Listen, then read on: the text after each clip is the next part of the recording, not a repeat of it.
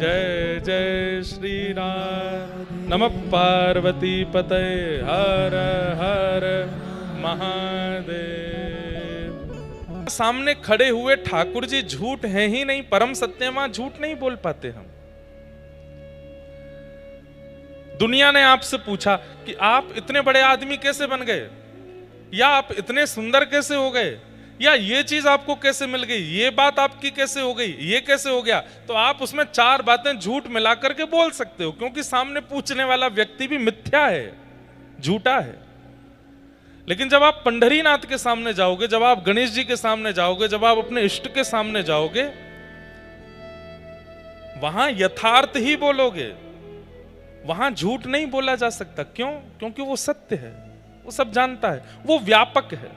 और एक और बात, झूठ उसके सामने बोला जाता है जिसकी व्यापकता सीमित है। व्यापकता समझते हैं? मैं इस वक्त अहिल्यानगर में हूं, अब कोई नासिक में मेरे से मिलना चाहे तो नहीं मिल पाऊंगा, क्योंकि मैं केवल अहिल्यानगर में ही हूं और कहीं नहीं हूं। लेकिन ठाकुर जी से नासिक में भी मिला जा सकता है, अहिल्यानगर में भी, दिल्ली में भी, जम्मू कश्मीर में भी, अमेरिका में भी, न्यूजीलैंड में भी, ऑस्ट्रेलिया में भी, कहीं भी, क्योंकि वो सर्वव्यापक है, सब जगह, एक ही समय पर हर स्थिति में सब जगह व्याप्त है। तो व्यापक से झूठ नहीं बोला जाता, जिसकी व्यापकता नहीं है उसके सामने झूठ बोला जाता है। मेरी, आपकी, हम सबकी व्यापकता नहीं है, इसलिए हम झूठे हैं।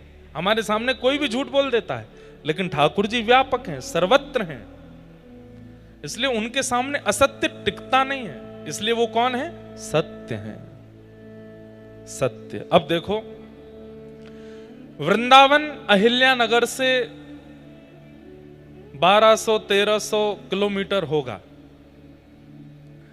लेकिन वृंदावन की चर्चा यदि 1 घंटे में करने लग जाऊं, यमुना जी के बारे में, रज के बारे में, गोवर्धन के बारे में, राधा वल्लभ, राधा रमण, राधा श्याम सुंदर, बांके बिहारी, सबके बारे में चर्चा करने लगूं, 1 घंटे में दावे से कहता हूं आप ये भूल जाओगे कि आप अहिल्यानगर में हो। ऐसा लगेगा वृंदावन यहीं आ गया है, यही वृंदावन है।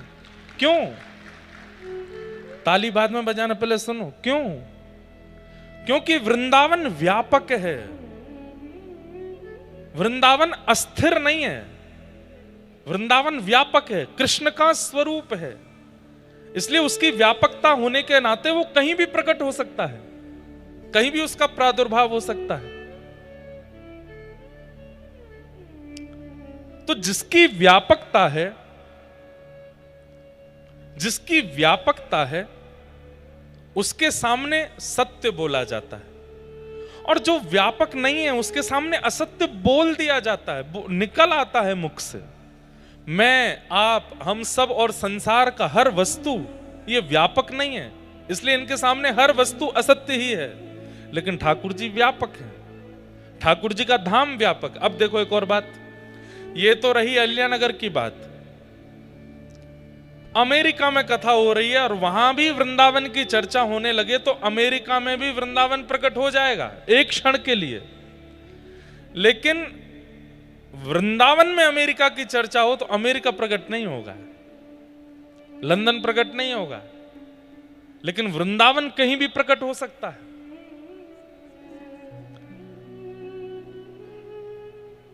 हम यहां चर्चा करते करते पंढरपुर का स्मरण करते रहेंगे तो धीरे धीरे पंढरपुर जैसा लगने लगेगा। श्रीमन चैतन्य महाप्रभु जब उनका सन्यास हुआ तो उन्होंने अपनी मां से कहा कि मैं वृंदावन जाना चाहता हूं।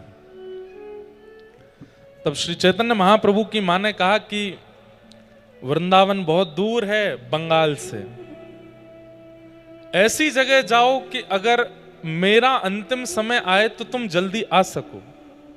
बोले कहां जाऊं? बोले जगन्नाथपुरी चले जाओ। और देखो वृंदावन तो व्यापक है, तुम जगन्नाथपुरी को ही वृंदावन मान लेना। श्री चैतन्य महाप्रभु ने अपनी मां की इस बात को माना और जगन्नाथपुरी चले गए। श्रीमन चैतन्य महाप्रभु जब समुद्र का दर्शन करते थे तो वो कहते थे समुद्र नहीं है, ये श्याम सुंदर यमुना जी हैं। वे जगन्नाथपुरी की गलियों में जब भ्रमण करते थे वो कहते थे ये वृंदावन की कुंज गलियां हैं। श्री जगन्नाथ का नीलाचल पर्वत वे कहते थे ये गोवर्धन है। श्री जगन्नाथ मंदिर बोले ये द्वारिका है। गुंडीचा बोले वो वृंदावन है। जीवन पर्यंत श्रीमन चैतन्य महाप्रभु वृंदावन को इतना भजे, लेकिन रहे जगन्नाथपुरी में और जगन्नाथपुरी को ही वृंदावन बना दिया। इससे क्या प्रकट होती है बात कि ठाकुर जी का नाम और ठाकुर जी का धाम, ठाकुर जी का नाम, ठाकुर जी का धाम, ये व्यापक हैं, ये कहीं भी प्रकट हो सकते हैं। इनके प्राकट्य की स्थिति कहीं भी हो सकती है और प्रकट वस्तु तभी होती है जब उसकी व्यापकता हो, वो वहां पहले से ही हो, तभी वो प्रकट हो सकती है। ठाकुर जी सब जगह हैं, सर्वत्र हैं, सर्वदा हैं, इसलिए वो सत्य हैं। इस समय यहां भी हैं, पर देखने के लिए दृष्टि नहीं है हमारे पास। इस समय इस अहिल्याबाई नगर के इस प्रांगण में भी कहीं ना कहीं ठाकुर जी हैं, पर देखने की दृष्टि नहीं हमारे पास। इसलिए जो व्यापक है वो सत्य है, और व्यापक के सामने सत्य ही प्रकट होता है, असत्य नहीं बोल सकते आप। जिसकी व्यापकता नहीं है उसके सामने असत्य प्रकट होता है। तो भगवान का पहला रूप क्या है? सत्य।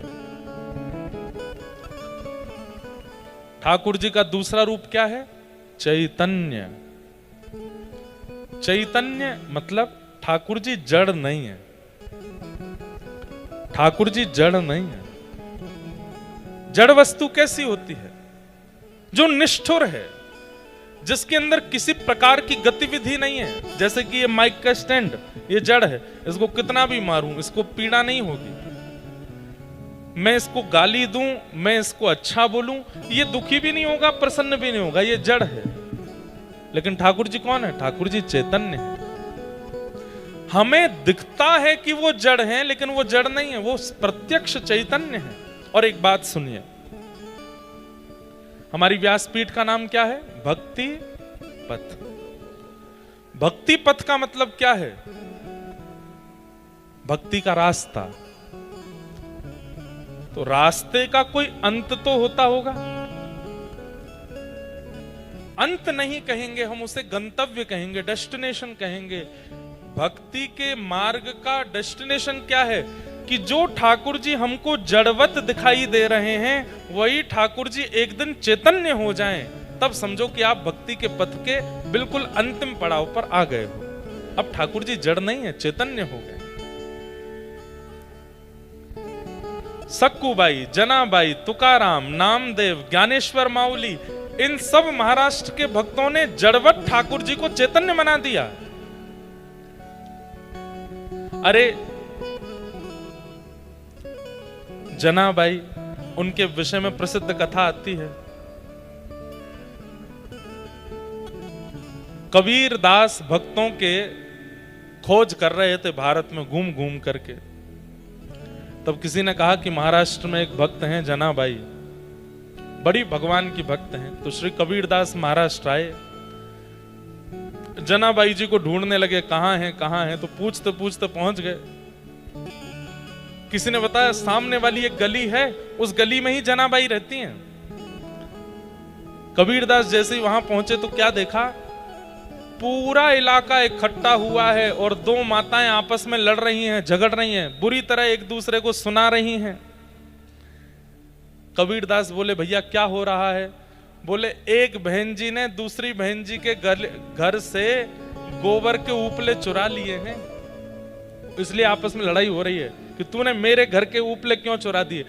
उपले समझते हैं? हमारे यहां व्रज में उसको बोलते हैं गोबर का कंडा। क्या बोलते हैं? गोबर को ऐसे थाप के घरों में लगा देते हैं, धूप में सेकने के लिए रख देते हैं। बोले आपस में इसलिए लड़ रही हैं कि एक कह रही है कि तूने मेरे घर से गोबर के उपले चुरा लिए हैं। तो कबीरदास जोर से हंसने लगे, बोले भाई उपले की क्या रकम होती है? गोबर के कंडे की कोई रकम नहीं होती, कोई उठा भी ले जाए तो उस पर इतना विवाद तो नहीं करना चाहिए। कौन है ये लोग? बोले एक तो वो है फलाना नाम बता, और दूसरे बोले ये परम भक्ता जनाबाई है। कबीरदास बोले ये जनाबाई है? बोला हाँ। बोले मैं तो इनके दर्शन करने उत्तर भारत से आया हूं, ये सोचकर कि परम भक्त हैं, पर ऐसी परम भक्त जो गोबर के कंडे के लिए लड़ाई कर रही है, ये जनाबाई है। कबीरदास बोले पूरी मेहनत मेरी खराब हो गई, मुझे नहीं आना चाहिए था। अरे इतने विवादित भक्त से थोड़ी मिलना था मुझे। भक्तों का स्वरूप तो ऐसा होता है, वो शांत होते हैं, सौम्य होते हैं, प्रसन्न रहते हैं, आनंद में रहते हैं। लेकिन फिर भी कबीरदास जी ने कहा इतनी दूर आए हैं तो इनकी भक्ति ढूंढ के तो जाएं, इनमें भक्ति है कैसी। तो श्री कबीरदास जी जनाबाई के पास जाके बोले, भाई अरे कितने कंडे चुरा लिए उसने आपके?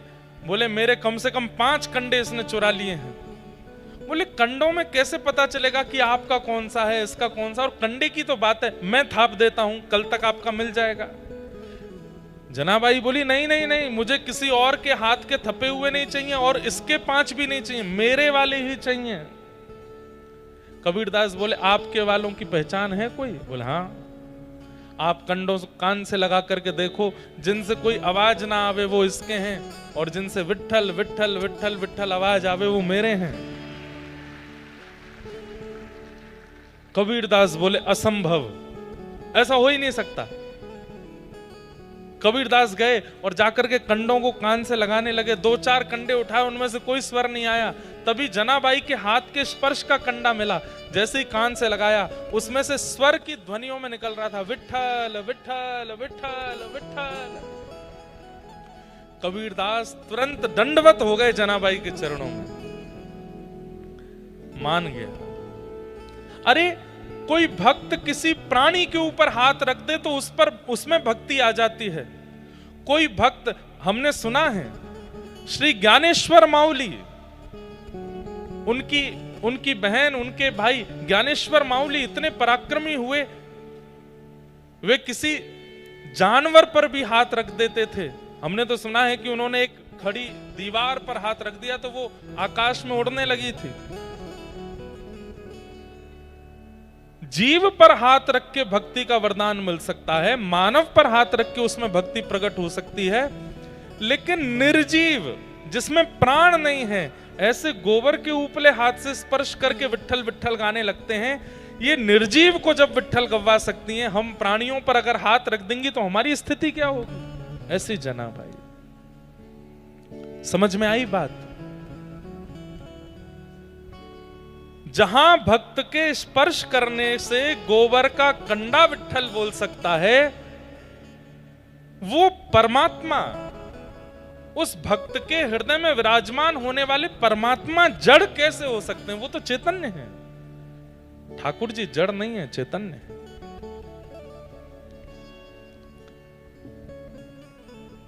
मैं हर कथा में एक बात कहा करता हूं, भगवान हमारे साथ एक गेम खेल रहे हैं। कौन सा गेम?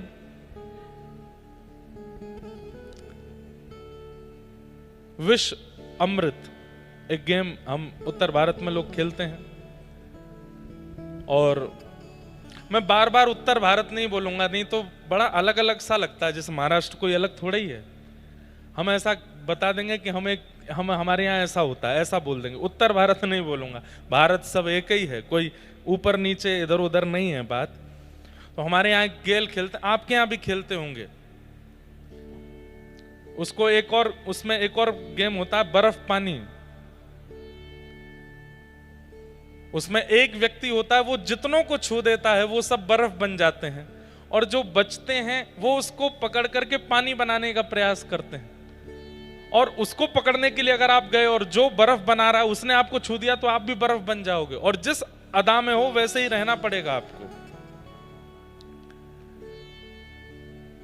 ठाकुर जी हमारे साथ ऐसा खेल खेल रहे हैं, स्वयं तो मूर्ति बन के खड़े हो गए और हमको मानो चैलेंज कर रहे हैं, तुम्हारे पास 100 वर्ष का समय है, 100 वर्ष के अंदर अंदर मुझे चलायमान करके दिखाओ। मैं मूर्ति बन के खड़ा हूं, कहीं ऐसे खड़े, कहीं ऐसे खड़े, कहीं ऐसे खड़े, कहीं ऐसे खड़े। हम भक्ति के प्रभाव से, हम नाम के प्रभाव से, हम गुरु कृपा से, अगर इन ग्रंथों की कृपा से ठाकुर जी को चलायमान कर देते हैं तो हमारी विजय हो जाती है। और वो चलायमान होने को तैयार हैं पर हम कर नहीं पाते। ठाकुर जी जड़वत खड़े हैं हमारे सामने, लेकिन भगवान का परम स्वरूप चैतन्य है, जड़ नहीं। एक बार एक भक्त था, लड्डू गोपाल जी की सेवा करता था, पर उसके जीवन में इतना कष्ट था, इतना दुख था कि वो रोज लड्डू गोपाल जी से प्रार्थना करना था, मेरे जीवन में सुख आ जाए, मेरे जीवन में सुख आ जाए।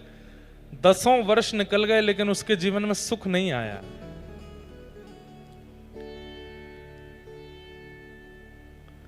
तो एक दिन उसका एक मित्र आया, उस मित्र ने आकर के कहा, बोले भैया हमारा तो घर भी बन गया, हमारा तो व्यापार भी बहुत अच्छा चल रहा है, बच्चे भी अच्छे पढ़ लिख रहे हैं, बहुत बढ़िया चल रहा है। तो उस भक्त ने कहा, भाई तुम कौन से भगवान की पूजा करते हो? मैं गोपाल जी की पूजा करता हूं, 10 साल से कह रहा हूं, मेरा तो कोई भी काम नहीं बन रहा। उस भक्त ने कह दिया, मैं तो शंकर जी की आराधना करता हूं, शिव आराधन करता हूं, और सुनो हम तुमको एक राय दें। बोले क्या? ये गोपाल जी की सेवा थोड़ी तुम कम करो, शंकर जी की आराधना करो। शिव भक्त, शिव जी जल्दी प्रसन्न होते हैं। और मेरा आपका, हम सब संसारी लोगों का स्वभाव ऐसा ही है, जहां की तरफ हमको लगता है कि पड़ला भारी है, हम वहीं की तरफ झुक जाते हैं। एक क्षण लगता है हमको छोड़ने में, अविश्वास बहुत जल्दी आता है हमारे मन में।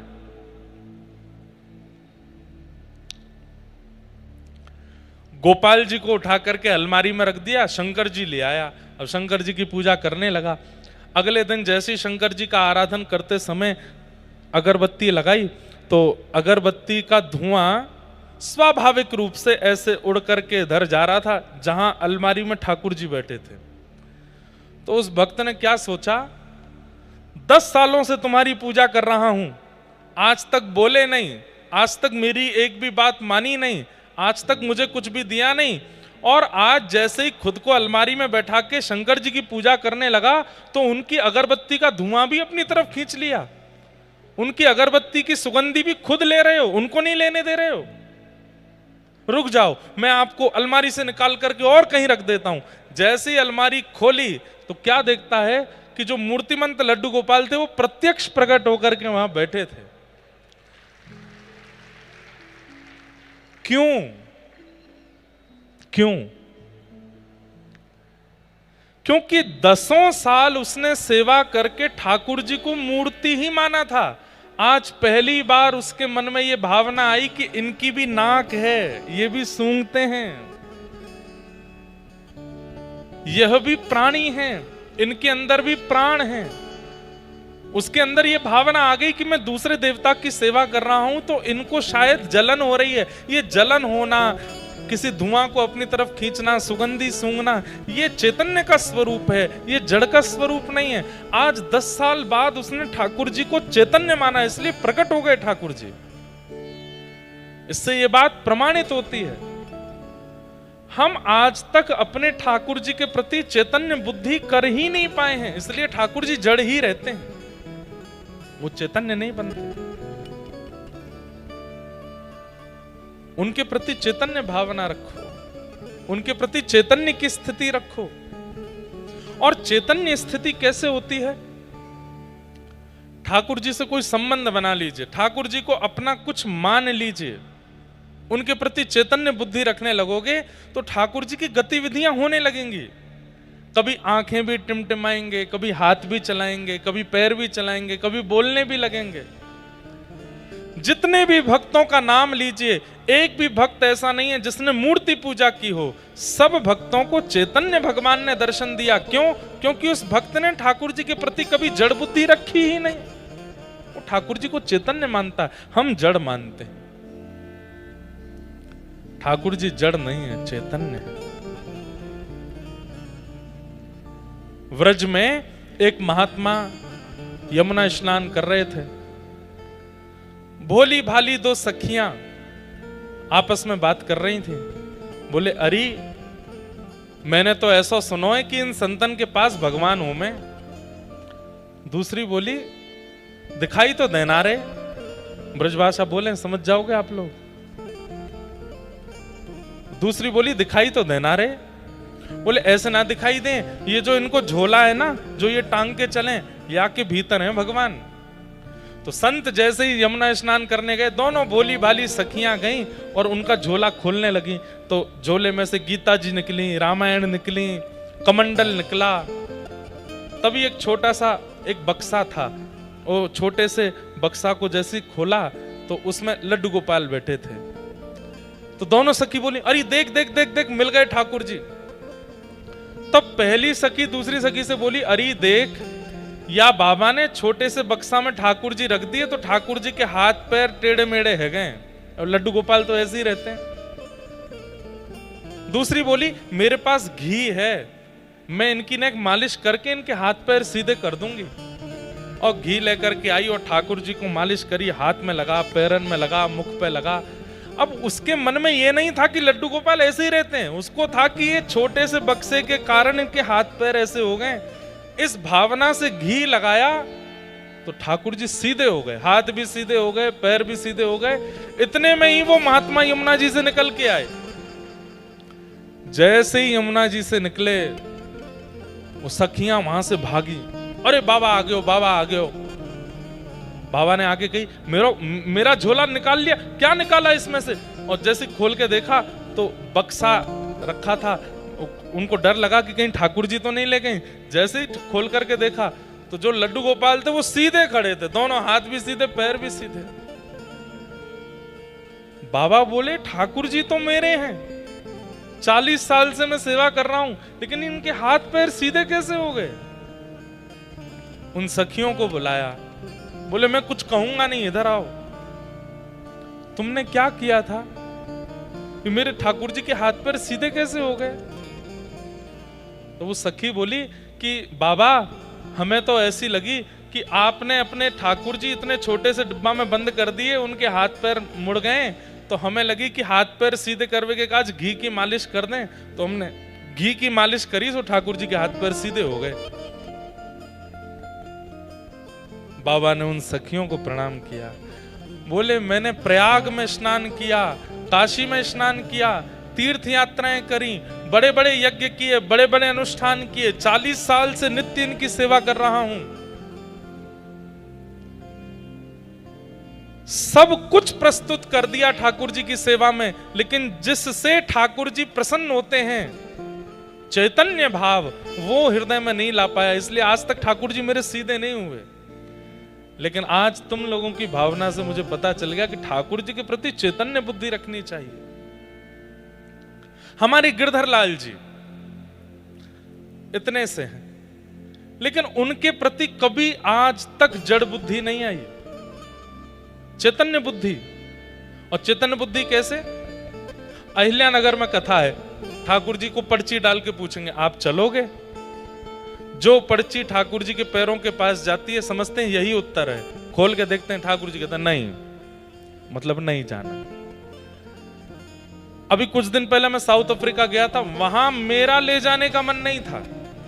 मैंने कहा वहां लोग गौ मांस खाते हैं, फ्लाइट इतनी लंबी होगी, व्यवस्थाएं इतनी होती नहीं है, ठाकुर जी को घर ही छोड़ जाते हैं। पर मन में आया कि एक बार पर्ची डाल के पूछ लेता हूं। पर्ची जब डाली ठाकुर जी को तो एक आश्चर्य हुआ। मैंने पंडित जी एक थे, उनसे बोला, मैंने कहा 2 पर्ची बनाओ, एक में लिखना साउथ अफ्रीका जाना है और दूसरे में लिखना साउथ अफ्रीका नहीं जाना है, 2 पर्ची बनाओ। तो पंडित जी ने पर्ची बनाई, 2 पर्ची बना करके मुझे बोले डाल दो महाराज जी। तो जैसे ही मैंने डाली तो उठाई तो उसमें लिखा था साउथ अफ्रीका जाना है।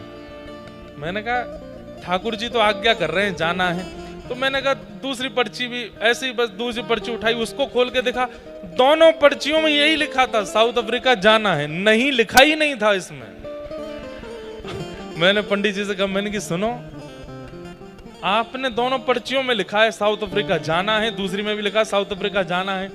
वो बोले महाराज जी इतने सालों में पहली बार मैं नहीं लिखना भूल गया हूं कि मैंने नहीं लिखा था, वो इसमें है ही नहीं, मुझे समझ नहीं आ रहा है। मतलब नहीं शब्द था ही नहीं उसमें। अब मैं बड़ी आश्चर्य में पड़ गया, अब क्या करूं, ये तो दोनों पर्चियों में एक ही बात लिखी थी। तो मैंने कहा एक पर्ची और बनाओ। तो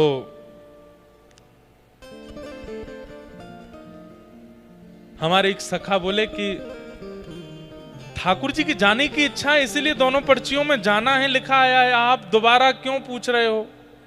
मैंने कहा भाई पता नहीं, मेरे को मन में लग रहा है कि कहीं ऐसा तो नहीं ठाकुर जी यूं कह रहे हो तेने दोनों पर्ची में एक ही बात लिखी है, या में मेरी क्या गलती?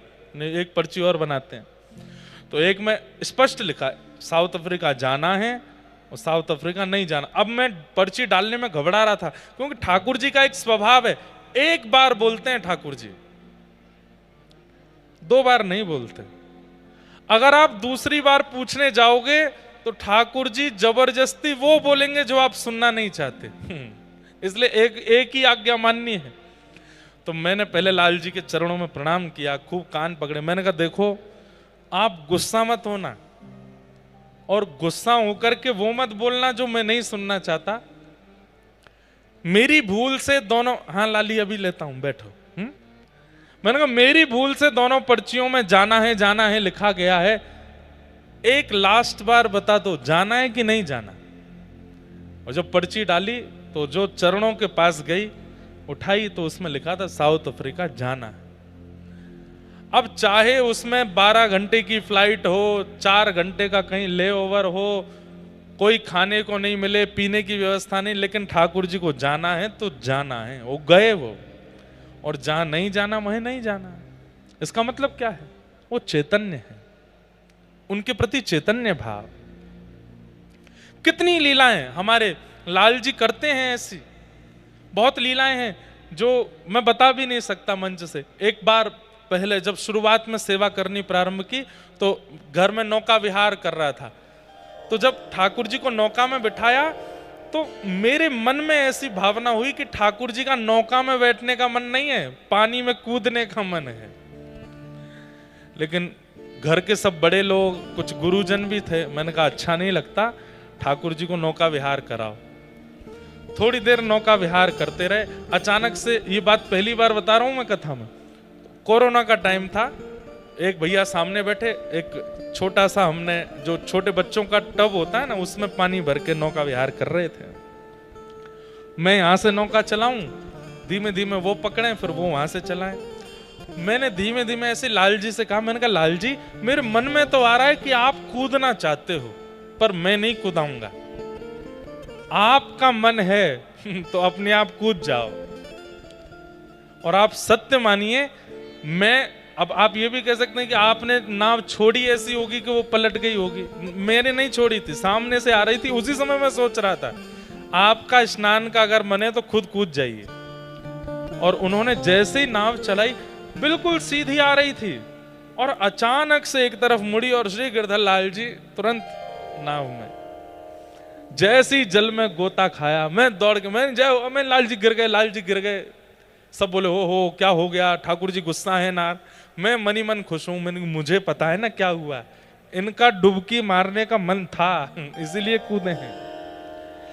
ऐसे सब भावनाएं कब प्रकट होती हैं? जब आप अपने ठाकुर को मार्बल का, धातु का, अष्ट धातु का, सोने का, चांदी का नहीं मानते, उनको चैतन्य मानते हो। वो चैतन्य है, वो चैतन्य है।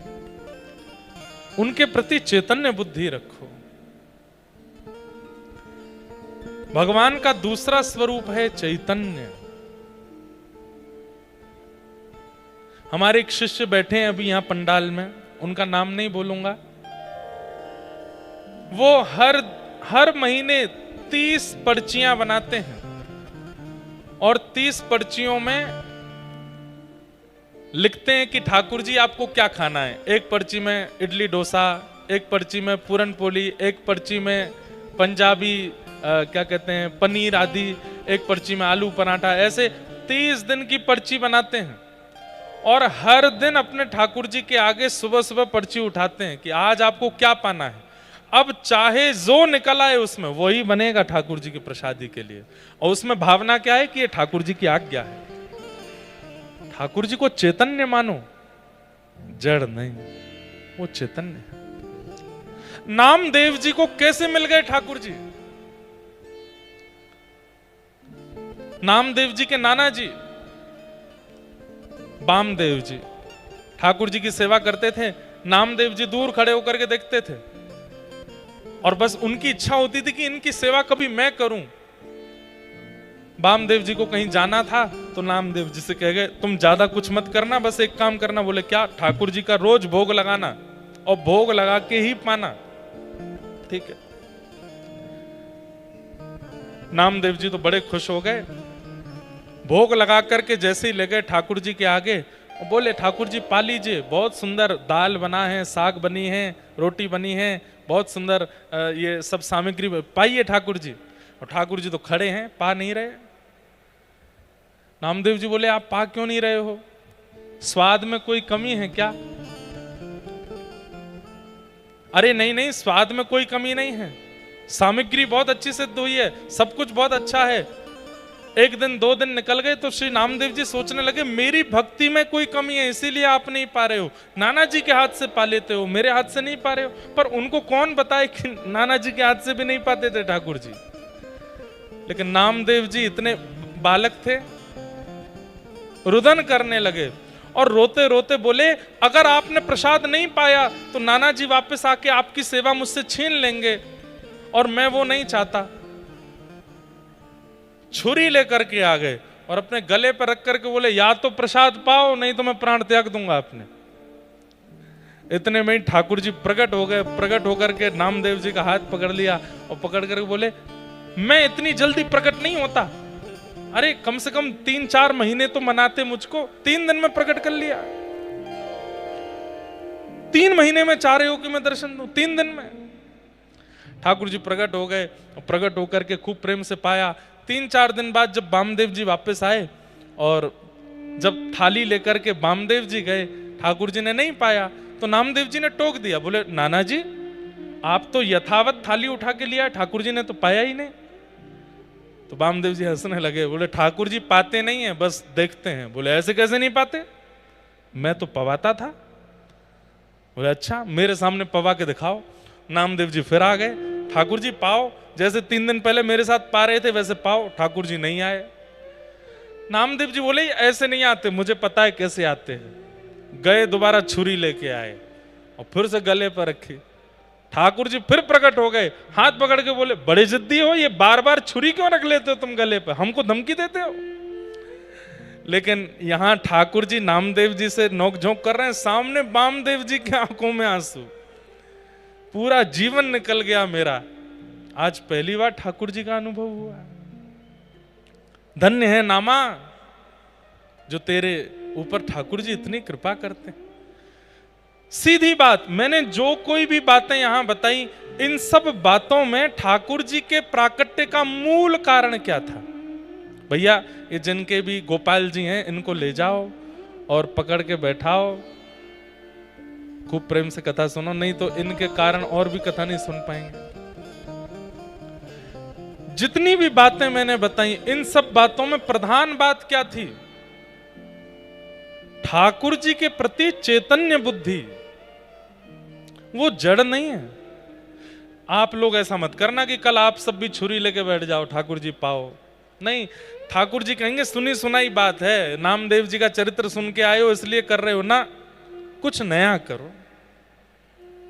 और नए में ठाकुर जी को धमकी मत देना भैया कि मैं आत्महत्या कर लूंगा नहीं तो भोजन पर, नहीं नहीं, ये सब नहीं करना।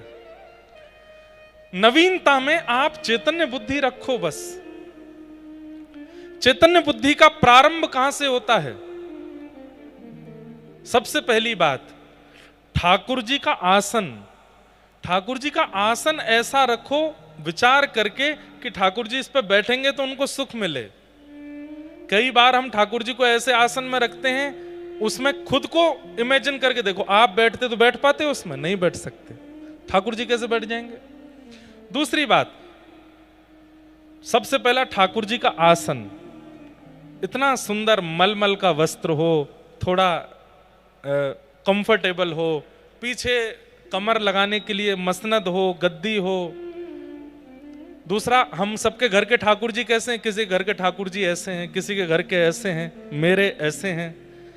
तो मन में ये भाव होना चाहिए कि ठाकुर जी पूरे दिन हम ऐसे हाथ करें तो हमारा हाथ थक जाएगा, तो ठाकुर जी के पास में एक छोटी सी छड़ी बनवा के रखो कि हे नाथ, जब जब आपका मन हुआ करे, मेरे सामने तो आप ऐसे ही रहोगे, जब मैं चला जाया करूं ये छड़ी नीचे लगा लिया करो, ये मसनद है, इस पर थोड़ा टेक लिया करो। लड्डू गोपाल है, एक हाथ उठा रहता है, उसके नीचे की थोड़ी गद्दी बनवा दो कि ठाकुर जी आपको श्रम होता होगा। ये चैतन्य बुद्धि है। दूसरी बात, वस्त्र। मौसम के अनुकूल ठाकुर जी को वस्त्र पहनाओ। अभी गर्मियां चल रही हैं तो ठाकुर जी को ऐसे हल्के वस्त्र हों, ज्यादा मालाएं नहीं गले में पहनानी, 2 माला ही पहना दीजिए, मोती की पहनाइए जो चुभे ना ठाकुर जी को। इत्र भी मौसम के अनुकूल हो। इस समय कस्तूरी का इत्र नहीं लगा सकते, इस समय शमामा का, हिना का इत्र नहीं लगा सकते, गुलाब का इत्र लगा सकते हो, खस का इत्र लगा सकते हो, मोगरा का इत्र लगा सकते हो, जो ठंडा इत्र होता है चंदन का इत्र लगा सकते हो, ठाकुर जी को इत्र लगाओ। गर्मियों में बहुत गहने मत पहनाओ, सिर पर बड़े बड़े मुकुट मत पहनाओ, कपड़े के बने हुए पाग पहनाओ, पाग कोई ठाकुर जी के सिर पर बांध दो और उसमें हल्की सी मोती की एक लड़ लगा दो, बस हल्का रहने दो ठाकुर जी को। अक्षय तृतीया आने वाली है, आज से ही चंदन घिसना शुरू कीजिए, घर पे खूब सारा चंदन निकालिए, उस चंदन को इकट्ठा करके एक बढ़िया कपड़े में डाल के निचोड़ के उसका पानी निकाल लो, चंदन का एक बॉल जैसा बन जाएगा।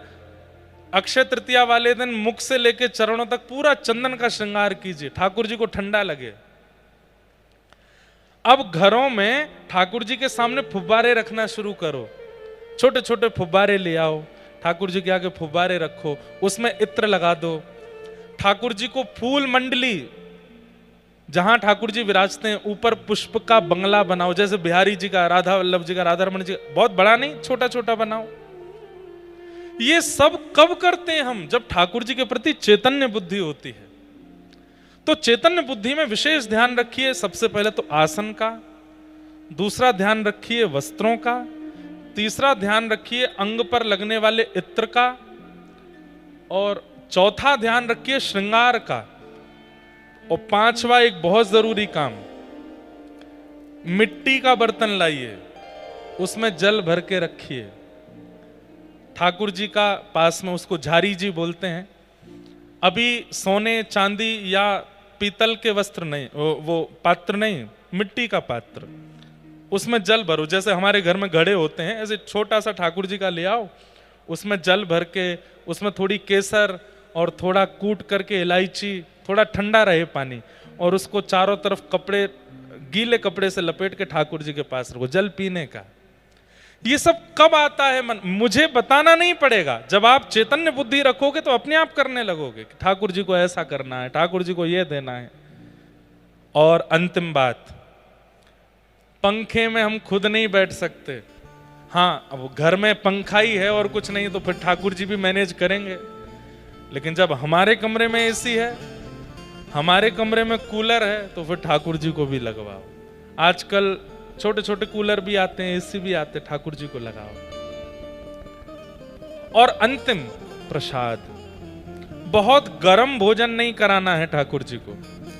रोज छाछ बनाइए, घर में बढ़िया लस्सी बनाइए, ठाकुर जी को आम की सामग्रियां बना बना के पवाइए, पतली पतली रोटियां और ऐसी सब्जियों का प्रयोग जो गर्म, जिनकी तासील ठंडी होती है, ठाकुर जी को पवाओ। आप यहीं से प्रारंभ कीजिए, धीरे धीरे धीरे धीरे चैतन्य बुद्धि करते करते एक दिन ऐसा होगा, ठाकुर जी स्वयं स्वप्न में आकर के आज्ञा किया करेंगे, कल मेरे काजे ये बनाओ, कल मुझे ऐसे पवाओ। एक जयपुर के एक भक्त हैं, वो कहीं बाहर गए थे, तो उनकी पत्नी ने ठाकुर जी का शयन कराया। तो उन भक्त को किलोमीटरों दूर, सत्य घटना है, ठाकुर जी ने आज्ञा देकर के बोला, बोले मुझे नींद नहीं आ रही है, अपनी पत्नी को अभी जगा करके बोलो, मेरा जो बिस्तर है ना, उसके नीचे पुराने 3-4 दिन पुराने सूखे पुष्प हैं, जो कि सूख के मुझे चुभ रहे हैं, उनको निकलवाओ। रात में 2 बजे उन्होंने पत्नी को फोन किया, 10 फोन किए, नहीं उठाए। तब घर के सेवक को फोन किया, बोले उनको उठाओ। 2:30 बजे कहा, बोले अभी इसी वक्त स्नान करो, ठाकुर जी के कक्ष में जाओ। ठाकुर जी जिस बेड पर लेटे हैं, जो ठाकुर जी के सेज है, उसमें चद्दर के नीचे पुराने पुष्प सूख गए, उनको निकालो वहां से। पत्नी बोली, आप 2:30 बजे क्या कह रहे हो? बोले ठाकुर जी स्वप्न में आज्ञा कर रहे हैं। रात में 2:30 बजे पत्नी ने स्नान किया, ठाकुर जी को उठाया और जैसी चद्दर हटा के देखी तो 4 दिन पुराने पुष्प सूख के, जैसे पुष्प सूख जाते हैं तो कड़क हो जाते हैं ना, ऐसे हो गए थे, वहां पड़े थे। वो पति पत्नी दोनों रोने लगे। अगले दिन सुबह उनका फोन आया, उन्होंने बताया, बोले महाराज जी कल ऐसे लीला हुई। तो चैतन्य बुद्धि रखेंगे, ठाकुर जी आपके संग लीला करने लगेंगे।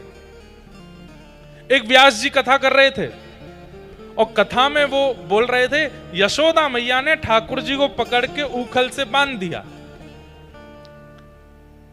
ठाकुर जी को उखल से बांध दिया। ओहो, अब 7 बज गए, आगे की कथा हम कल सुनाएंगे। व्यास जी कथा करके चले गए। रात में चोर आए और व्यास जी का पूरा घर लूट लिया, बर्तन लूट लिए, गहने लूट लिए, सब कुछ लूट लाट करके ले गए। सुबह जब व्यास जी उठे, स्नान ध्यान करके देखा तो पूरा घर खत्म, सब लूट ले गए चोर। मंदिर में जाके देखा तो ठाकुर जी का सिंहासन भी नहीं है, ठाकुर जी के वस्त्र श्रृंगार भी नहीं, केवल ठाकुर जी बैठे हैं अकेले। व्यास जी रोने लगे, ठाकुर जी से बोले, इतनी आपकी कथा करता हूं, पूरे साल आपका यश गाता हूं, इतनी रक्षा तो मेरी कर लेते कि चोर आए थे तो आप कम से कम इतना तो बचा लेते कि उन चोरों से इस घर को बचा लेते। अरे कुछ नहीं तो अपना श्रृंगार ही बचा लेते, अपना सिंहासन बचा लेते। ठाकुर जी बोल पड़े, मेरी गलती नहीं है। बोले क्यों? कल कथा में तुमने क्या कहा था कि यशोदा मैया ने मुझको उखल से बांध दिया, और तुमने इतना कह के कथा विश्राम कर दी। चोर तो 4 दिन से तुम्हारे घर आ रहे थे, पर 4 दिन से मैं खुला हुआ था। कल तुमने कथा में मुझे बांध दिया, रात भर में बंधा ही रहा। मेरी इच्छा तो हो रही थी पकड़ करके इनका गला दबा लूं, इनके बाल पकड़ के खींच लूं, लेकिन क्या बताऊं, तुमने कथा में कल मुझे बांध दिया था तो मैं बंधा ही हुआ था। आज कथा में खोल दो मुझको, मैं सारे चोरों को पकड़ के लाता हूं। ऐसा कैसे हो सकता है? जब ठाकुर जी चैतन्य हो जाते हैं ना तो सब संभव है, और वो चैतन्य मुझे करना है, चैतन्य आपको करना है। सक्कूबाई ने चैतन्य किया, मीराबाई ने चैतन्य किया, सूरदास, रैदास, सबने चैतन्य किया, पर इंद्रेश चैतन्य नहीं कर पाया। आप चैतन्य नहीं कर पाए हो। धीरे धीरे धीरे धीरे धीरे धीरे वो चैतन्य की स्थिति प्रकट करनी है। ठाकुर जी बोलने लगे, ठाकुर जी कहने लगे, चैतन्य। और जैसे ही ठाकुर जी चैतन्य हो जाएंगे ना, फिर भक्ति का जो सुख मिलेगा, भक्ति में जो आनंद आएगा, वो आनंद अलग होगा। फिर संसार में चाहे जो हो जाए आपके साथ, आपको कष्ट नहीं होगा। आपको इस बात की प्रसन्नता, मेरे ठाकुर जी चैतन्य है मेरे साथ, और वो चैतन्य हमें करना है।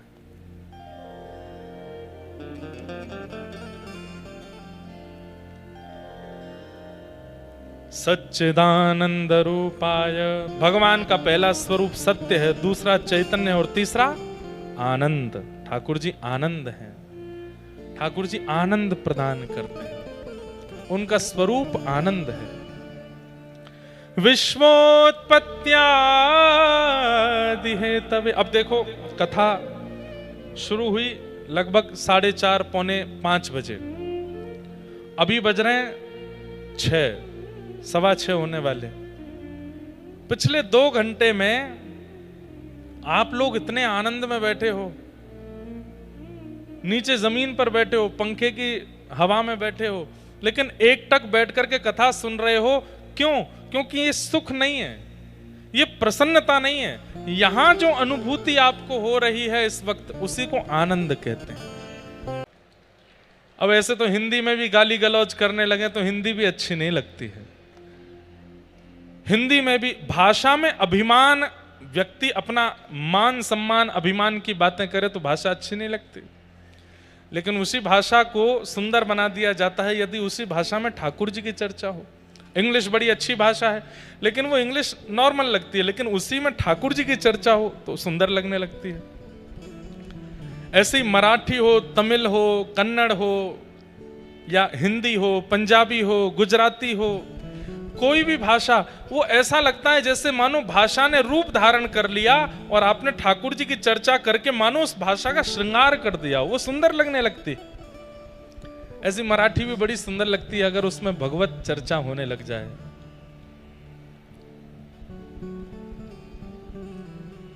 आहा। तो भगवान का ये स्वरूप है, जो आप नृत्य करते हो, जो आप गाते हो, जो आनंद में झूम उठते हो ठाकुर जी के कथा में, दर्शन में, कीर्तन में, ये आनंद ही श्री कृष्ण है। ये भगवान का तीसरा स्वरूप है, आनंद। कथा में, कीर्तन में, संकीर्तन में सोच विचार करके नृत्य किया जाए, सोच विचार करके गाया जाए, सोच विचार करके, तो वो आनंद का स्वरूप नहीं होता।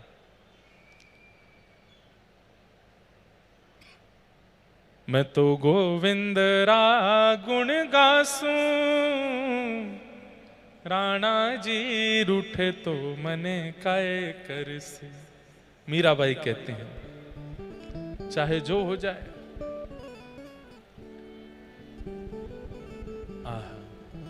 तो आनंद भगवान का स्वरूप है।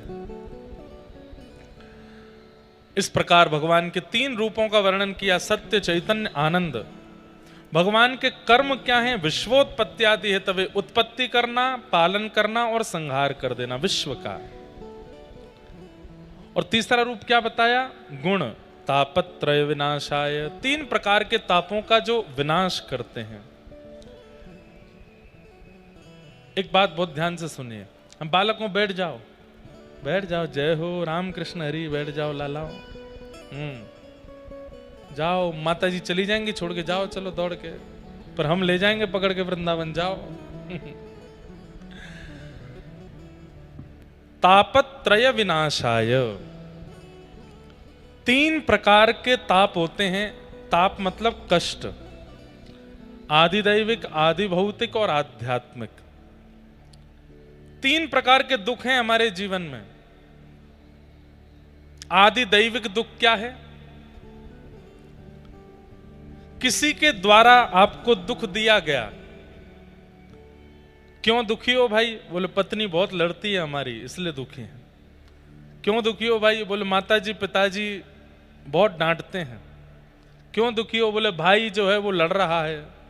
क्यों दुखी हो? बोले पड़ोसी हमारी सुनता नहीं है। आपके दुख का कारण क्या है? कोई और है, किसी और की वजह से आप दुखी हो, वो आदि दैविक ताप। आदि भौतिक ताप, बुखार है इसलिए दुखी हो, सिर में दर्द है इसलिए दुखी हो, पेट में दर्द है इसलिए दुखी हो, मतलब शारीरिक कोई कष्ट है इसलिए दुखी हो, आदि भौतिक ताप। और आध्यात्मिक ताप किस लिए दुखी हो? बोले वर्षा हो गई भैया, सारी फसल बर्बाद हो गई, देवताओं के द्वारा, प्रकृति के द्वारा दिया गया दुख। ये 3 ही दुख होते हैं हमारे जीवन में। किसी व्यक्ति के द्वारा दिया गया दुख, स्वयं से प्रकट किया गया दुख, या फिर देवताओं के द्वारा दिया गया दुख। ये 3 ही दुख हैं जीवन में, चौथा दुख नहीं होता। लेकिन ठाकुर जी की शरणागति लेने वाले के ये तीनों दुख समाप्त हो जाते हैं। वो अत्यंत सुखी, अत्यंत आनंदित हो जाता है। आपके महाराष्ट्र के संत श्री एकनाथ जी महाराज, एकनाथ जी का नाम सुना है? उनका एक अभंग मुझे बहुत अच्छा लगता है। माझे माहिर पंढरी, आहे भीवरे छातिरी। एक बात तो मैं अपने ऊपर मोहर लगाऊंगा, वृंदावन के वक्ताओं में शायद मैं ही हूं जो इतनी मराठी बोलता हूं। अब हो सकता है मुझे नहीं पता हो, और भी बोलते होंगे, लेकिन पंढरीनाथ की इतनी कृपा है कि 2-4 पद तो मुझे याद हैं, और ये महाराष्ट्र में कथा होती मैं बोलता ही हूं। माझी बहिण चंद्रभागा, करित से पाप भंग, माझ बहिण चंद्रभागा, एका जनार्दनी शरण, एका जनार्दनी शरण। एक नाथ जी का ये पद बहुत अच्छा लगता है, किसी दिन गाऊंगा, सबके साथ गाऊंगा। तो श्री एकनाथ जी महाराज, उनके विषय में आता है कि उनको कभी गुस्सा नहीं आता था। दुनिया चाहे जो कर दे, लेकिन एकनाथ जी को क्रोध नहीं आता था। और व्यक्ति को क्रोध ना आवे, इसका मतलब ठाकुर जी देखो, काम, क्रोध, लोभ, मोह, ईर्ष्या, द्वेष, अभिनिवेश, अहंता, ममता, चिंता, इनमें से कोई भी आपके ऊपर प्रभाव नहीं डाल रहा है, इसका मतलब ठाकुर जी आपको मिल गए हैं। ये इस बात का प्रमाण है। आपको क्रोध आता है, अभी ठाकुर जी मिले नहीं। आपके चित्त में काम प्रकट होता है, ठाकुर जी मिले नहीं हैं। कोई भी वस्तु देख करके मुंह में पानी आ जाता है, अभी ठाकुर जी नहीं मिले, चटोरे हो आप। ईर्ष्या, किसी की उपलब्धि देख करके उससे ईर्ष्या होने लगती है, इसका मतलब ठाकुर जी नहीं मिले अभी आपको। एकनाथ जी महाराज के साथ कोई घटना घट जाए, उनको क्रोध ही नहीं आता था, तो इस बात का प्रमाण था कि ठाकुर जी उनको मिल गए। एक बार की बात, पैठण, यहां से कितना दूर है पैठण? किसी को पता है? 100 किलोमीटर बस। पैठण वो तो भैया धाम है जहां श्री एकनाथ जी महाराज विराजते थे। पैठण मैं कभी गया नहीं हूं, पर देखते हैं, अगर यहां से ज्यादा दूर नहीं होगा, जल्दी जाके आ सकते हैं तो एक दिन जाएंगे, दर्शन कराएंगे पैठण। तो वहां पैठण में एक ब्राह्मण थे, उनकी बेटी का विवाह होना था, लेकिन उनके पास व्यवस्था नहीं थी धन की। तो उन्होंने नगर के अन्य ब्राह्मणों से कहा, भाई मेरी बेटी का विवाह होना है, आप लोग थोड़ी थोड़ी सहायता कर दीजिए, थोड़ा धन दे दीजिए, मैं अपनी बेटी का ब्याह कर दूं। सब लोग इधर देखो, ध्यान से सुनो। तो सब ब्राह्मणों ने उनसे कहा, देखो भाई हम तुमको धन देना चाहते हैं, तुम्हारी बेटी का ब्याह हो, ये हम भी चाहते हैं, लेकिन हम लोग एक बात से बड़े परेशान हैं, हमारी परेशानी पहले दूर करो। बोले किस बात से परेशान हो? बोले ये एकनाथ जी जो हैं, इनको गुस्सा नहीं आता है, हम इनकी निंदा करके देख चुके, इनका अपमान करवा के देख चुके, कितना कुछ करके देख लिया, इनको कभी गुस्सा नहीं आता। तुमने अगर इनको गुस्सा दिला दिया तो हम सब दुगना दुगना पैसा देके तुम्हारी बेटी का इतना अद्भुत ब्याह कराएंगे कि तुम बस देखते रह जाना। कोई भी पिता चाहेगा मेरी बेटी का ब्याह अच्छा हो, और यदि इतना ही करना है कि उसको गुस्सा दिला दो। तो ब्राह्मण ने कहा ठीक है, एकनाथ जी को मैं गुस्सा दिलाऊंगा। वो ब्राह्मण चला गया एकनाथ जी के यहां। एकनाथ जी महाराज ठाकुर जी की सेवा कर रहे थे, चंदन घिस करके ठाकुर जी को लगा रहे थे। सब लोग इधर देखना। और ये ब्राह्मण आया और बिना पादुका उतारे, बिना किसी भी प्रकार का ध्यान रखे कि ठाकुर जी विराज रहे हैं, एकनाथ जी विराज रहे हैं, सेवा चल रही है, बिना पादुका उठा रहे अंदर घुस गया। अंदर जाकर के बिल्कुल पादुकाओं में ही खड़ा हो गया। एकनाथ जी की धीमे से दृष्टि पड़ी, पादुका पहन करके खड़े हैं। एकनाथ जी हंसने लगे, आइए आइए स्वागतम। और बिल्कुल ठाकुर जी की तरफ पैर करके ऐसे एक के ऊपर एक पैर रख के पादुका बिल्कुल ठाकुर जी को दिखाते हुए बैठ गए वहीं पे। बहुत जोर की भूख लगी है, आप बड़ी संतों की सेवा, ब्राह्मणों की सेवा करते हो, चलो मुझे प्रसाद पवाओ। एकनाथ जी बोले बड़ी कृपा, आप हमारे घर आए हैं। अरे सुनो, अपनी पत्नी को बुलाया, बोले ब्राह्मण देवता आए, बढ़िया पकवान बनाओ, इनको प्रसाद पवाओ। पत्नी ने भी आके देखा, ये पादुका पहन करके बैठे हैं सामने और बड़ा अजीब व्यवहार कर रहे हैं, लेकिन पत्नी भी एकनाथ जी जैसी, वो भी हंस रही थी, उसको भी गुस्सा नहीं आया। सुंदर चौकी लगाई, थाल लगाया, थाल में खूब सारे सामग्री परोसने लगी। तो ये सोचने लगे जूते से तो ये गुस्सा हुए नहीं, अभी रुको मैं कुछ करता हूं। अब जैसी पत्नी आई, आकर के परोस रही थी, झुक करके परोसने लगी, तो अब ये ब्राह्मण कोई छोटे उम्र के तो नहीं थे, 35-36 साल की उम्र होगी। एकनाथ जी की पत्नी के पीठ पर चढ़ गए, और जैसे एक छोटा बालक किसी माँ की पीठ पर चढ़ जाता है, ऐसे एकनाथ जी की पत्नी के ऊपर चढ़ करके ऐसे गला उनका पकड़ लिया, पैरों से उनका पेट दबा लिया, और ऐसे चढ़ करके छोटे बालक की तरह लिपट गए उनसे पीछे पीठ पर। एकनाथ जी महाराज जोर से हंसने लगे, अरे धन्य भाग्य है, धन्य हो देवी, धन्य हो।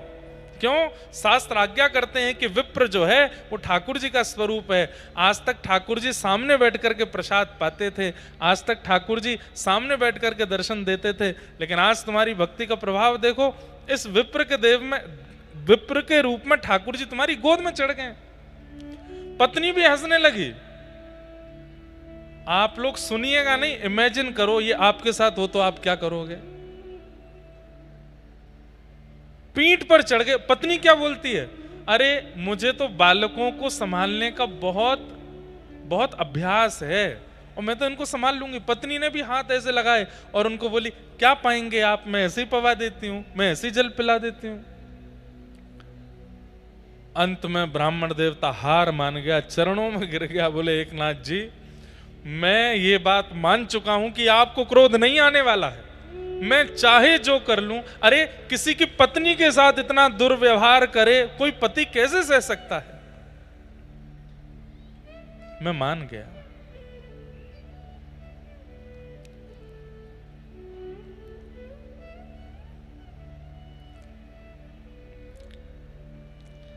असली बात यह है कि मेरी बेटी का विवाह है और मुझे पैठण के ब्राह्मणों ने कहा कि मैं आपको गुस्सा दिलाऊंगा तो वो सब मेरी बेटी के ब्याह के लिए जो धन राशि है मुझे देंगे, इसलिए बस मैं आपको गुस्सा दिलाने आया, मेरा आपसे कोई बैर नहीं है।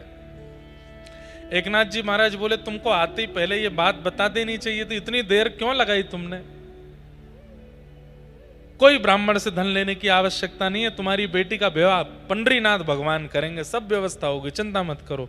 और श्री एकनाथ जी महाराज ने ठाकुर जी से प्रार्थना की, कहां से व्यवस्था हो गई और उस ब्राह्मण की पुत्री का अद्भुत विवाह हुआ, ठाकुर जी ने विवाह कराया।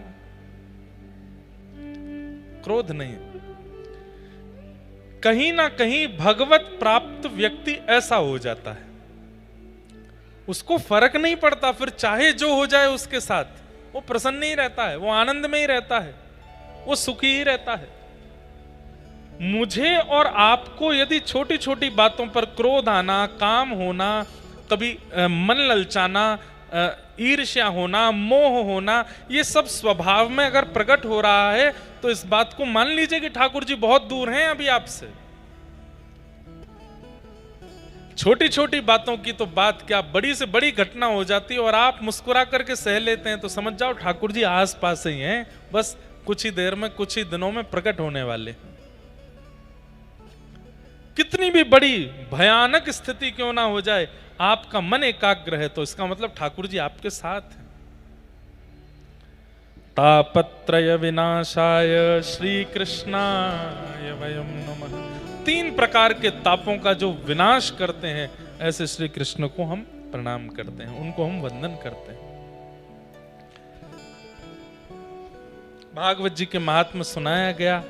श्री सूत जी महाराज से सौनकादि ऋषियों ने प्रश्न किया है कि इस कलिकाल में भगवत प्राप्ति का सर्वोत्कृष्ट साधन क्या है, सर्वश्रेष्ठ साधन क्या है, इस कलयुग में भगवान कैसे मिलेंगे, कृपा कर हमें बताओ।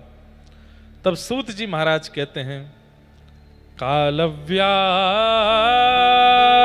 मुखग्रास त्रासने सहे तवे श्रीमद् भागवतम शास्त्रम कलौ कीरेण भाषितम।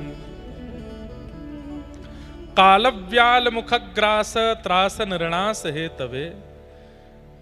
इस कलयुग रूपी, काल रूपी सर्प के मुख में हम लोग व्याल के रूप में हैं, भोजन के रूप में हैं, चूहे के रूप में हैं, और जब जब ये काल चाहेगा तब तब हमारे प्राण हरण कर सकता है। लेकिन प्राण हरण काल करे उससे पहले भागवत जी की सन्निधि लेकर के भागवत में बताए गए समस्त मार्गों का यदि व्यक्ति पालन करने लग जाए तो उसका कल्याण इस कलिकाल में हो सकता है, उसको ठाकुर जी मिल सकते हैं। करना क्या है? केवल श्रीमद् भागवत की कथा सुनो और व्यास जी के द्वारा बताए गए नियमों का पालन करो, बस। लोग सुनते तो हैं पर करते नहीं हैं, लोग समझते भी हैं लेकिन करते नहीं हैं, लोग लिख भी लेते हैं लेकिन करते नहीं हैं, और कई लोग करने का प्रयास करते भी हैं लेकिन लंबे समय तक टिक नहीं पाते। उस स्थिति में यहां जो सुना जाए उसको तुरंत पालन में लेकर के आओ, व्यवहार में लेकर के आओ, और लंबे समय तक उस व्यवहार में रखो उस चीज को, तभी कथा सुनना सार्थक है। नहीं तो यहां बैठ करके 3 घंटा समय नहीं बर्बाद करना है, यहां बैठ के जो सुना उसको तुरंत पालन करो, तुरंत मान जाओ। और ये बात मैं आपको प्रमाणित रूप से कह रहा हूं, कथा में सुनी गई बात का जैसे ही आप पालन करने लगेंगे, पालन ही आपका कल्याण कर देगा, पालन ही आपका उद्धार करेगा, बस आप करने लगो।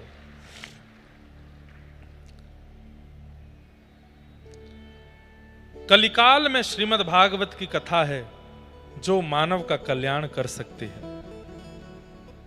तब पूछा गया कैसे कल्याण होता है, कृपा कर इसका थोड़ा महात्म्य हमें बताओ। तब सूत जी महाराज ने बताया, एक बार नारद जी पृथ्वी पर भ्रमण करते हुए वृंदावन गए, तब वृंदावन में उन्होंने एक नव युवती को देखा, एक नई युवान, उसके गोद में 2 वृद्ध लेटे थे। नारद जी ने पूछा तुम कौन हो? तो उसने बताया मैं भक्ति हूं और ये दोनों मेरे पुत्र हैं। नारद जी बोले मां युवा और बच्चे वृद्ध, क्या नाम है तुम्हारे पुत्रों का? बोले ज्ञान और वैराग्य। ध्यान से सुनिएगा, भक्ति सब में है लेकिन ज्ञान शून्य, वैराग्य शून्य। भक्ति है पर ज्ञान नहीं है, भक्ति है पर वैराग्य नहीं है। अब गणेश जी का आप लोग दर्शन, कल हम लोग श्रीमन डगरू सेठ गणपति जी का दर्शन में, मेरा नियम है अगर मैं पुणे के आसपास कहीं भी आ रहा हूं तो पुणे के लोग जानते हैं कि मैं डगरू सेठ दर्शन करने जरूर जाऊंगा। मैं मुंबई जा रहा हूं तो हो सकता है मैं सिद्धिविनायक नहीं पहुंच पाता, ट्रैफिक भी होता है, लेकिन पता नहीं क्यों पुणे आऊंगा तो मैं श्रीमन डगरू सेठ हलवाई गणेश जी का दर्शन जरूर करता हूं। गणेश जी का दर्शन करके भक्ति तो हम प्रकट कर देते हैं, हाथ जोड़ लेते हैं, लेकिन गणेश जी का दर्शन करके ज्ञान क्या होता है? गणेश जी कानों से बताते हैं कि अपने श्रवण शक्ति को विराट रखो। ये बड़े कान इस बात का प्रमाण है कि भाई कथा सुनने के लिए इतने छोटे से दोने नहीं, इतने बड़े बड़े दोने रखो। जैसे किसी को खीर बहुत अच्छी लगती हो तो वो छोटी कटोरी देख करके बड़ा उदास हो जाता है, अरे इतनी सी कड़ी में खीर क्या पीऊंगा, बड़ा वाला कटोरा लेके आओ। तो मानो गणपति अपने कानों से आज्ञा देते हैं कि भाई संसार की बातें सुनने के लिए तुम्हारे कान जितने उतने ही रखो, लेकिन जब भक्ति की चर्चा सुनो, सत्संग की चर्चा सुनो तो मेरे बराबर कान होने चाहिए, बड़े बड़े पात्र रखो अपने पास। दूसरी आज्ञा क्या करते हैं? लंबोदर, पेट भी बड़ा है। बोले क्या कह रहे हैं? बोले भाई संसार का व्यंजन पाना हो, एक बड़ा पाव खा सको इतनी ही जगह रखना पेट में, लेकिन जब भक्ति की चर्चा हो, सत्संग की चर्चा हो, ज्ञान की चर्चा हो तो इतना ही जगह रखना कि 7 दिन की कथा सुनने के बाद भी ऐसा लगे अभी तो कुछ सुना ही नहीं हमने। ये 7 दिन तो बहुत कम है, महाराज जी अगली बार अहिल्यानगर 1 महीने के लिए आना, 1 महीना कथा सुनाना। हमारी भूख भरी नहीं, हमारा पेट भरा नहीं है अभी। लंबोदर और ग्रहण शक्ति, नासिका भी लंबी है गणेश जी की, वो नासिका दीर्घ करके श्री गणपति जी कह रहे हैं मानो संसार के व्यंजनों के प्रति, संसार की वस्तुओं के प्रति सुगंधी अपनी नासिका के समान ही रखना। लेकिन श्री ठाकुर जी के चरण कमल की सुंदरता और सुगंधी के लिए अपनी नासिका इतनी लंबी कर लो कि अहिल्यानगर से वृंदावन तक पता चलता रहे आज राधा वल्लभ जी का श्रृंगार कैसा, राधा रमण जी के चरणों में इत्र कौन सा लगा, बिहारी जी कैसी सेवा करा रहे हैं, वो सब ग्रहण शक्ति से। हाथी का एक नियम होता है, वो हाथ से नहीं पकड़ता सामग्री, इसी से ही पकड़ता है। मतलब ये ग्रहण शक्ति का गणेश जी आज्ञा दे रहे हैं, ऐसे ग्रहण करो कि कोई भी वस्तु आवे तुम्हारी नासिका उसको ग्रहण कर ले। ग्रहण का भाव। संसार के प्रति नेत्रों को मूंद के रखो, किनारे में रखो। एक तरफ गुरु और दूसरी तरफ गोविंद, इन दोनों के भाव से अपना दर्शन करो। अनेक अनेक भाव, मतलब भक्ति के साथ में ज्ञान का होना बड़ा आवश्यक है। ज्ञान का होना बड़ा आवश्यक है। हम भक्ति तो करते हैं पर ज्ञान नहीं हो। शंकर जी पर जल चढ़ाते हैं, शंकर जी पर दूध चढ़ाते हैं, शंकर जी पर घी चढ़ाते हैं, शंकर जी पर दही चढ़ाते हैं, पर इसके पीछे ज्ञान क्या है हम नहीं जानते। एक ऋषि थे, उन ऋषि ने ऐसी तपस्या की हिमालय पर बैठ करके कि इंद्र ने प्रकट होकर के कहा वरदान मांगो क्या चाहिए। ऋषि ने कहा कुछ नहीं चाहिए। फिर तपस्या की, इंद्र फिर प्रकट हो गए, बोले वरदान मांगो क्या चाहिए, नहीं चाहिए कुछ भी। फिर तपस्या की, ब्रह्मा जी गए, उन्होंने कहा वरदान मांगो, बोले नहीं चाहिए। तो देवताओं को थोड़ी घबराहट हुई, कहीं ऐसा तो नहीं हम बार बार वरदान देने के लिए जाते हैं ये मना कर देते हैं। ऐसी प्रवृत्ति कई बार राक्षसों की भी रहती है। हिरण्यकश्यप ने भी ऐसा ही किया था। वो तपस्या पर तपस्या करता गया, कुछ नहीं लेता गया, बार बार उसको वरदान देने का भाव रहा, लेकिन उसने कुछ स्वीकार नहीं किया। एक दिन तप के प्रभाव से अपने आप को इतना बलशाली बना लिया कि तीनों लोगों को अपने वश में कर लिया। तो इंद्र घबरा गए। इंद्र बोले मैं देने जाता हूं, ये लेने से मना कर देते हैं, कहीं ऐसा तो नहीं है ये इतना बलशाली होना चाहता है कि एक दिन ये स्वर्ग लोक आदि सबको अपने वश में कर ले। इनकी तपस्या तोड़वानी पड़ेगी। तब उन्होंने महादेव से जाके कहा, महादेव एक ऋषि हैं, हिमालय पर्वत पर रह के तपस्या करते हैं, आप कैसे भी करके इनका स्थान जो है उसको जला दो। शंकर जी बोले हमसे क्यों करवा रहे हो ये काम। बोले कामदेव परास्त हो गया, बाकी के देवता भी परास्त हो गए, इनकी तपस्या कोई नहीं छुड़वा पाया, बस आप ही हो जो छुड़वा सकते हो। शंकर जी बोले तपस्या छुड़वानी क्यों है, करने दो। नहीं नहीं भगवान, ये इतना बलशाली हो जाएगा, एक दिन देवलोक को अपने वश में कर लेगा, हम सब इसके बल के सामने सूक्ष्म हो जाएंगे, इसकी तपस्या तोड़वानी है। तो देवताओं के बहुत आग्रह पर भोलेनाथ हैं गए, और वो ऋषि तो गए थे वन में, उनका जो आश्रम था शंकर जी ने उसको अंतर ध्यान कर दिया। जब ऋषि लौट करके आए तो अपना आश्रम जब नहीं देखा तो क्रोध में भर करके श्राप दे दिया, जिसने भी मेरा ये आश्रम जलाया है बिना किसी कारण के, मैंने किसी का बुरा तो नहीं किया, मेरे आश्रम की ये दुर्गति जिसने भी की है मैं श्राप देता हूं, उसके संपूर्ण अंग में अग्नि की तरह ज्वाला प्रकट होगी, जलन होने लगेगी। महादेव का अंग ज्वलनशील होने लगा, पसीना पसीना हो गए, लाल पड़ गया पूरा अंग। खूब गंगा जल डाला, खूब जल डाले, लेकिन किसी भी प्रकार से वो अग्नि शांत नहीं हुई। अग्नि नहीं लगी है, लेकिन अंग में ज्वलनशीलता वैसी ही हो रही है जैसे आग लगने वाले को होती है। तब नारायण के पास जब ये बात पहुंची, तब भगवान ने अपनी परम प्रिया कामधेनु माता को भेजा और कहा आप अपने थनों से जाकर के दुग्धाभिषेक करो। जैसे ही कामधेनु मैया ने अपने थनों से दुग्धाभिषेक किया, जहां जहां दुग्ध की बूंदें पड़ी वहां वहां वो अग्नि शांत होती चली गई और महादेव अति प्रसन्न हुए। महादेव ने कहा किसने भेजा कामधेनु तुम्हें? तब उन्होंने बताया आपके आराध्य, आप जिनसे अति प्रेम करते हैं, नारायण ने मुझे भेजा। तब से महादेव ने ये नियम बना दिया, मेरे आराध्य ने मुझ पर दुग्ध चढ़ा करके मुझे प्रसन्न किया। आज के बाद जो भी मुझ पर दुग्ध अभिषेक करेगा, जो भी दुग्ध से बनी सामग्री का अभिषेक करेगा, मैं उस पर इतना प्रसन्न हो जाऊंगा कि उसने मेरे प्रिय नारायण की आज्ञा मानी है, वो जो चाहेगा वो वरदान उसको मैं दिया करूंगा। तब से महादेव पर नित्य दुग्धाभिषेक, घृताभिषेक, दही का अभिषेक आदि आदि किया जाता है। भक्ति के साथ ज्ञान नहीं होगा तो भक्ति प्रसन्न नहीं रहेगी, क्योंकि ज्ञान उनका बेटा है। इसलिए आप जो कुछ भी करते हैं, हनुमान चालीसा का पाठ करते हैं, पहले हनुमान चालीसा का ज्ञान ले लीजिए क्या है। आप विष्णु सहस्त्रनाम का पाठ करते हैं, पहले उसका ज्ञान ले लीजिए। आप दुर्गा सप्तशती का पाठ करते हैं, पहले उसका भावार्थ समझ लीजिए, तभी उसका पाठ करना सहायक होगा। लेकिन हम लोग बिना जाने, बिना ज्ञान के भक्ति करते हैं, इसलिए भक्ति प्रसन्न नहीं रहती। ज्ञान का होना जरूरी है। और भक्ति के दूसरे पुत्र का नाम है वैराग्य। वैराग्य का मतलब क्या है? वैराग्य का मतलब घर छोड़ना नहीं।